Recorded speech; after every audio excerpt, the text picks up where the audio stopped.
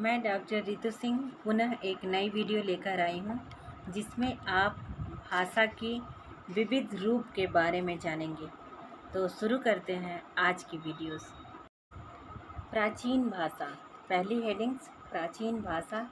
इसके अंतर्गत उन भाषाओं को सम्मिलित किया जाता है जो प्राचीन भारत में प्रयुक्त की जाती थी, परंतु आधुनिक समय में इनका उपयोग नहीं होता है। प्रमुख प्राचीन भाषाएं संस्कृत, पाली, प्राकृत और अपभ्रंश आदि। बौद्ध ग्रंथों की रचना पाली में की गई है, परंतु यह साहित्य अब प्राचीन हो गया है, परंतु साहित्य में योगदान का महत्व कम नहीं है। समय परिवर्तन के कारण इन भाषाओं का उपयोग प्रायः समाप्त हो गया है। दूसरी हेडिंग संस्कृत भाषा। संस्कृत भारत की सभी आर्य भाषाओं की जननी है। वेद, पुराण, उपनिषद तथा महाकाव्य मूल रूप में संस्कृत में ही लिखे गए हैं। साहित्य, शब्द भंडार, व्याकरण एवं अभिव्यंजन की क्षमता की अपार शक्ति संस्कृत में है। संस्कृत भाषा विविधता में एकता लाती है। भारत को एकता के सूत्र में बांधने की अपूर्व शक्ति संस्कृत भाषा एवं साहित्य में है। तीसरी हेडिंग्स है मातृभाषा। माता पिता से सीखी हुई भाषा ही मातृभाषा है। बालक माता पिता से स्थानीय या क्षेत्रीय बोली ही सीखता है, जिसका लिखने में प्रयोग नहीं होता। लिखने की भाषा परिष्कृत होती है। मातृभाषा को मदर्स टंग्स अर्थात माँ के द्वारा कही गई भाषा ही मातृभाषा है। बालकों को चाहिए कि मातृभाषा के माध्यम से शिक्षा दी जानी चाहिए, क्योंकि तथ्यों एवं प्रत्ययों को बोधगम्य करना सरल होता है। अगली हेडिंग राष्ट्रभाषा। जिस भाषा को देश की अधिकांश जनता बोलती है और समझ लेती है, उसी राष्ट्रभाषा कहा जाता है।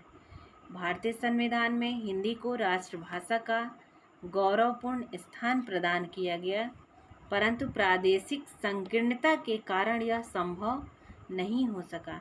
दुर्भाग्य यह है विदेशी भाषा अंग्रेजी को अपनाने में संकोच नहीं है, परंतु हिंदी को अपनाने में आपत्ति रही है, जबकि हिंदी में राष्ट्रभाषा के सभी गुण समाहित हैं। राष्ट्रभाषा को राजभाषा भी कहते हैं। राष्ट्र निर्माण और भावात्मक एकता में राष्ट्रभाषा की अहम भूमिका होती है।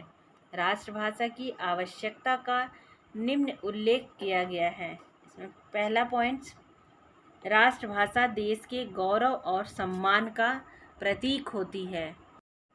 दूसरी पॉइंट्स, राष्ट्रीय एकता और भावात्मक एकता का विकास एक राष्ट्रभाषा की शिक्षा द्वारा संभव होता है। तीसरी पॉइंट्स, भारत जैसे विशाल देश में भाषाओं की विविधता का होना स्वाभाविक है। सभी भाषाओं का आदर, सम्मान तथा विकास किया जाना चाहिए, परंतु राष्ट्रभाषा अपने देश की भाषा होनी चाहिए।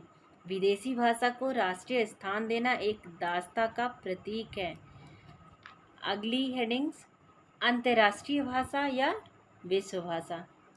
जिस भाषा के माध्यम से एक देश दूसरे देश से अपने विचारों का आदान प्रदान करने में सक्षम हो, उसे अंतर्राष्ट्रीय भाषा कहते हैं। अंतर्राष्ट्रीय भाषा के माध्यम से वैज्ञानिक विकास एवं आविष्कारों के संबंध में ज्ञान प्राप्त किया जाता है। विकसित राष्ट्रों के ज्ञान विज्ञान का लाभ विकासशील राष्ट्र उठाते हैं। अंग्रेजी भाषा को युगों से यह महत्वपूर्ण स्थान प्राप्त है।